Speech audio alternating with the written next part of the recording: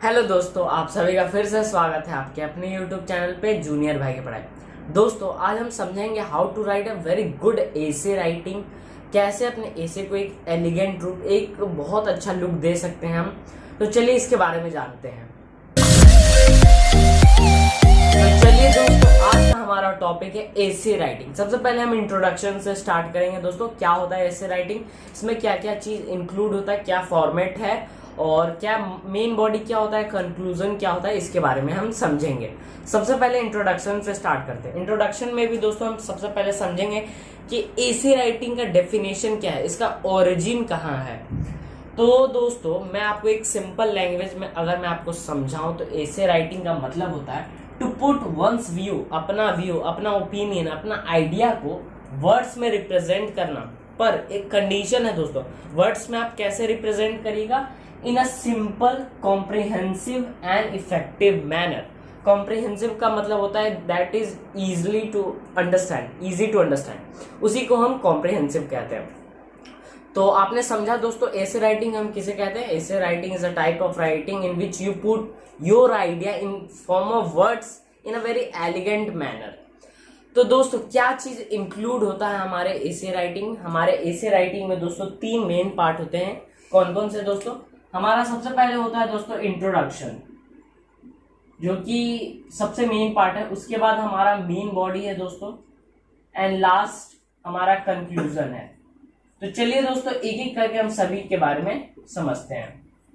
सबसे पहले हम इंट्रोडक्शन के बारे में जानेंगे। चलिए दोस्तों, जैसा कि आप सभी जानते हैं कि एसे का कोई लिमिटेड टॉपिक नहीं है। हम एसे किसी भी टॉपिक पे लिख सकते हैं जो कि हमारे अर्थ पे प्रेजेंट है। एनीथिंग, हम नॉन लिविंग थिंग पे भी लिख सकते हैं दोस्तों, लिविंग थिंग पे भी लिख सकते हैं। तो एसे का कोई डिफाइन ये क्राइटेरिया नहीं है दोस्तों कि आपको इसी पे टॉपिक लिखना है। फिर भी हमने कैटेगराइज किया है एसे को दो मेन पार्ट में। कौन कौन से दोस्तों? एक पर्सनल एसे और एक डिस्क्रिप्टिव एसे। पर्सनल एसे में कौन कौन चीज इंक्लूड होते हैं दोस्तों? जैसे कि कोई भी चीज जो आपसे बिलोंगिंग, आपके रिलेटिव से टच में, जैसे कि टेल मी अबाउट योरसेल्फ, इस तरह के एसे जो कि आपके बारे में, कंप्लीटली आपके बारे में पूछा जाए। और डिस्क्रिप्टिव मतलब mainly proverb based, idiom, phrases, ये सब बेस्ड पे जो एसे है। और आजकल हमारे एग्जाम में ज्यादातर इसी पे आते हैं दोस्तों, डिस्क्रिप्टिव, जो कि हैबिचुअल थिंग या यूनिवर्सल ट्रूथ पे बेस्ड रहते हैं।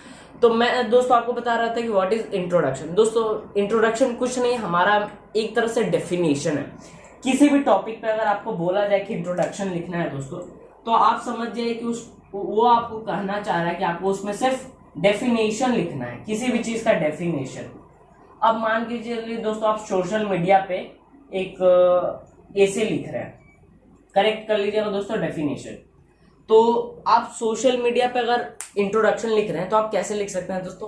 पहले आपको फर्स्ट लाइन में ये इंक्लूड करना है कि सोशल मीडिया होता क्या, what is all about social media. Question arise होता है दोस्तों व्हाट। तो आप लिख सकते हैं social media is a type of platform which allow its user to share chat, videos, information, variety on a real world.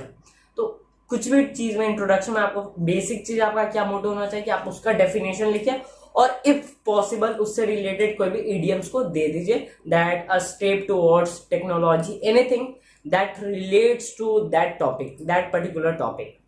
हमने समझा दोस्तों इंट्रोडक्शन किसे कहते हैं। It is mainly all about definition of a particular subject.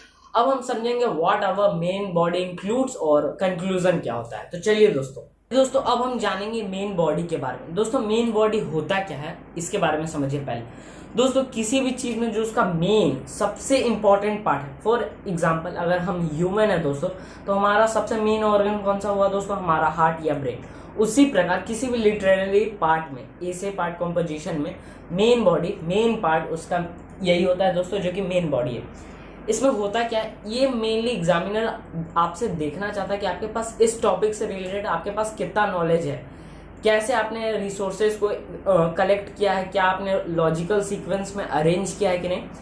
किसी भी main body को एक अच्छा लुक देने के लिए दोस्तों, एक एलिगेंट लुक देने के लिए आपके पास तीन चीजों का होना बहुत जरूरी है और इसे आपको मस्ट इंक्लूड करना है आपको अपने एसे राइटिंग। वो क्या क्या है दोस्तों? सबसे पहले आपको उस टॉपिक से रिलेटेड आइडियाज होने का बहुत जरूरी है। आइडियाज का एकदम भंडार होना चाहिए। फॉर एग्जाम्पल किसी भी टॉपिक पे आप लिख रहे हैं, एनीथिंग मेक इन इंडिया, तो वो क्या होता है, आपको कंप्लीट नॉलेज होना चाहिए उस टॉपिक से रिलेटेड, तभी जाकर आप मेन बॉडी को एक अच्छा लुक दे सकते हैं। उसके साथ और भी अगर आप इंक्रीज करना चाहिए एक अच्छा लुक दें, तो आप फैक्ट्स को इंक्लूड करिए, उस टॉपिक से रिलेटेड अच्छे फैक्ट्स को इंक्लूड करिए। हो सके तो डेट, मंथ, ईयर, जो भी इंपॉर्टेंट टर्म्स है उसे भी इंक्लूड करिए। साथ ही साथ एग्जाम्पल को देना कभी मत भूलिए। और दोस्तों ये चीज बहुत इंपॉर्टेंट है, अगर उस टॉपिक में कहीं भी आप फ्लो चार्ट को बना सकते हैं। देखिए दोस्तों, जैसा कि हम सभी जानते हैं, वर्ड्स, जो कोई भी चीज अगर पिक्चर के चीज में रिप्रेजेंट किया गया है तो वो 1000 ऑफ वर्ड्स के बराबर है। ये एक हमारा फ्रेज भी है दोस्तों। तो अगर आप किसी भी चीज में, आपके पास वर्ड का कम है, आपको अराउंड 120 to 150 वर्ड्स में लिखना है, तो अगर आप ज्यादा अपने आइडिया को एक्सप्रेस नहीं कर पा रहे हैं दोस्तों, तो आप फ्लोचार्ट का हेल्प ले सकते हैं। ये काफी यूजफुल माना जाता है दोस्तों, और बहुत स्कोरिंग भी होता है।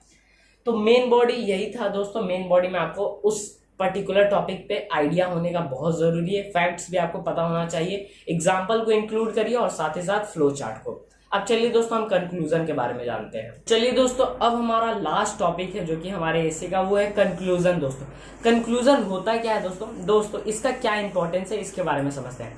दोस्तों सपोज दैट अगर एग्जामिनर आपके मेन बॉडी को ना पढ़े या ना चेक करे, तो कंक्लूजन उस टाइम बहुत हेल्प करता है। वो एक सेटिस्फैक्शन देता है आपके एग्जामिनर को कि अगर वो ये भी पढ़ लेता है तो उसे पूरा आइडिया क्लियर होगा कि क्या मेरे एसे में है।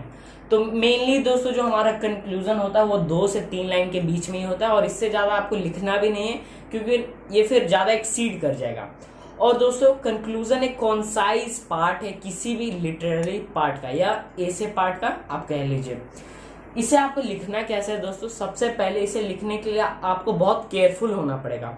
आप कोई भी एसे इंट्रोडक्शन, उसमें जो मेन आइडिया, मेन की पॉइंट्स को आप ग्रैप्स करिए, कैप्चर करिए, और आप उसे अपने कंक्लूजन में इंक्लूड करिए।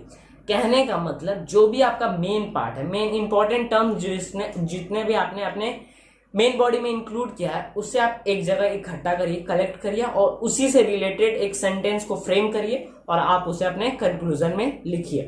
कंक्लूजन में आप कई दफा आप अपने ओपिनियन को भी शेयर कर सकते हैं दोस्तों, साथ ही साथ क्या सजेशन आप दे सकते हैं इसे भी आप लिख सकते हैं। तो कंक्लूजन आपको क्लियर है दोस्तों। इसमें बेसिकली एक कॉन्साइज पार्ट है किसी भी एसे का। इसमें आपको लिखना क्या है, वैसा चीज जो आपके एग्जामिनर को एक सेटिस्फैक्शन दे कि हाँ ये this essay is all about this, समझे। अब चलिए दोस्तों, अब हम समझते हैं क्या चीज हमें अपने एसे में कभी इंक्लूड नहीं करना है और क्या चीज हमें अपने एसे में मस्ट इंक्लूड करना है in order to score a high marks. Dos और डोंट के बारे में समझते हैं। तो चलिए दोस्तों, अब हम समझते हैं किन चीजों को हमें अपने एसे में कभी इंक्लूड नहीं करना है, नहीं तो ये कई दफा एक निगेटिव इंपैक्ट डालेगा हमारे एसे पे। सबसे पहला है दोस्तों हमारा डिफिकल्ट वर्ड्स। बहुत लोगों को लगता है कि अगर हम फैसिनेटिंग या डिफिकल्ट वर्ड्स को अगर हम अपने एसे में इंक्लूड करेंगे तो एक पॉजिटिव इंपैक्ट डालेगा। नहीं, ऐसा कुछ नहीं होता है दोस्तों। ये चीज आप हमेशा अपने दिमाग से हटा लीजिए कि डिफिकल्ट वर्ड्स का कोई रिवॉर्डिंग मार्क्स होता नहीं। आपको डिफिकल्ट वर्ड्स कभी यूज ही नहीं करना है, कभी नहीं। जितना सिंपल रखिए उतना बेहतर है। उसके अलावा दोस्तों अननेसेसरी रिपीटेशन। हमारा आदत होता है दोस्तों कि किसी भी चीज पर अगर हमें नॉलेज नहीं है तो हम क्या करते हैं, उसी चीज को घुमा फिरा कर सेम सेंटेंस को हम लिखते हैं। इसका एक फ्रेज है दोस्तों, to beat about the bush, to talk in a round manner, या टू टॉक या to write in a round manner. Examiner आपसे ज्यादा दोस्तों इंटेलिजेंट है, तो आप उसे कंफ्यूज करने के लिए रिपीटेशन को रिपीट ना करें। अब हमारा अगला है दोस्तों एम्बिगुअस लैंग्वेज। एम्बिगुअस कहने का मतलब anything that have more than 2 meanings, जिसका 2 से ज्यादा मीनिंग हो। तो ऐसे ये 3 चीजों को आपको अपने हिस्से में कभी इंक्लूड नहीं करना है। आपको ज्यादा से ज्यादा कोशिश करना है कि आप अपने एसे स्टाइल को एक नेचुरल लुक दे। जितना ज्यादा नेचुरल लुक दीजिएगा उतना ज्यादा आपके लिए यूजफुल होने वाला है दोस्तों।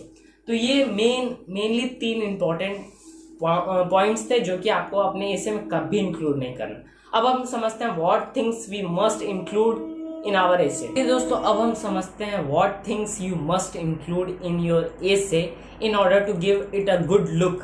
क्या चीज़ आपको हमेशा यूज़ करना है अपने ऐसे राइटिंग में, ताकि ये रिवॉर्डिंग भी हो सके दोस्तों, साथ ही साथ एक एलिगेंट एक प्रेजेंटफुल मैनर में एग्जामिनर के सामने शो हो सके। सबसे पहले है दोस्तों मैं हमेशा आपको बोलूँगा स्टिक टू द लेंथ। जितना आपको वर्ड्स दिया गया है दोस्तों, जो भी इंस्ट्रक्शन में दिया हुआ है कि आपको इतना ही वर्ड्स में लिखना है, आप उसी के राउंड फिगर में लिखे दोस्तों, ज़्यादा एक्सीड करने की ज़रूरत नहीं है। साथ ही साथ दोस्तों गिव अ प्रॉपर टाइटल, इसका बहुत इंपॉर्टेंस है। आप हमेशा अपने एसे में हमेशा कोशिश करिए कि अच्छा टाइटल दे सके दोस्तों। किसी भी टॉपिक पे आप टाइटल को खुद से भी लिख सकते हैं, या you can take the help और the same topic as given in the paper, same चीज को भी लिख सकते हैं। पर मैं आपको हमेशा रिकमेंड करूंगा कि आप खुद से टाइटल को क्रिएट करें। साथ ही साथ always use idioms, phrases and proverbs in your essay writing. ये बहुत रिवॉर्डिंग माना जाता है दोस्तों। किसी भी लिटरली पार्ट में अगर आप इडियम्स, फ्रेजेस या प्रोवर्ब्स कहने का मतलब यूनिवर्सल ट्रुथ का अगर आप यूज करते हैं दोस्तों, तो ये बहुत अच्छा लुक देता है। बहुत पॉजिटिव अप्रोच के लिए ये बहुत बेनिफिट माना जाता है। साथ ही साथ दोस्तों always try to make flow chart in your essay writing. Flow chart बनाइए दोस्तों, ये बहुत आपको एक बहुत डिसेंट लुक देगा। फ्लो चार्ट से क्या होता है दोस्तों ना, कि आपका जो आप जो आइडिया कन्वे करना चाहते हो वो क्लियर रहता है, एग्जामिनर समझ जाता है फ्लो चार्ट के मदद से। और हमारा आखिरी है दोस्तों अंडरलाइन दी की पॉइंट्स। की पॉइंट्स कहने का मतलब इंपॉर्टेंट टर्म्स को आप हमेशा और हमेशा अंडरलाइन करिए। बहुत बहुत इंपॉर्टेंट है दोस्तों ये पांचों पॉइंट्स। आप हमेशा अपने ट्राई करिए कि आप अपने एसे में मस्ट इंक्लूड करिए। और अगर आप इन पांचों चीज को अपने एसे में इंक्लूड करते हैं दोस्तों, तो आप जाहिर सी बात है कि आप बहुत अच्छा स्कोर कर सकते हैं दोस्तों एक एवरेज स्टूडेंट के कंपैरिजन में। तो फिर से मैं रिपीट कर दूं दोस्तों, stick to the length, give a proper title, use idioms, phrases and proverbs, make flow charts and underline the key points. Important terms को अंडरलाइन करिए, ताकि जैसे ही टीचर आपके पेपर को चेक करे, जो भी मेन अंडरलाइन वर्ड्स है, मेन पॉइंट है, वो एग्जामिनर को तुरंत दिख जाए, आइडेंटिफाई कर सके। और ये अच्छा पॉजिटिव इम्पैक्ट पड़ता है एग्जामिनर के माइंड पे दोस्तों। तो कहीं ना कहीं ये आपको हेल्प करेगा दोस्तों आपके ज़्यादा स्कोर करने में। तो आज के लिए इतना ही दोस्तों। Hope this video was informative to you. आपने कुछ नया सीखा, और try these method and you will surely score a very good marks. मैं गारंटी कहता हूं दोस्तों, आप इन चीज़ों को मस्ट इंक्लूड करिए, और वो भी चीज़ जो आपको कभी नहीं इंक्लूड करना उन्हें आप एक्सक्लूड करिए अपने एसे में। तो I hope this video was informative. तब तक के लिए all the best. This session was helpful to you. Please like, subscribe and share it. Thanks for watching.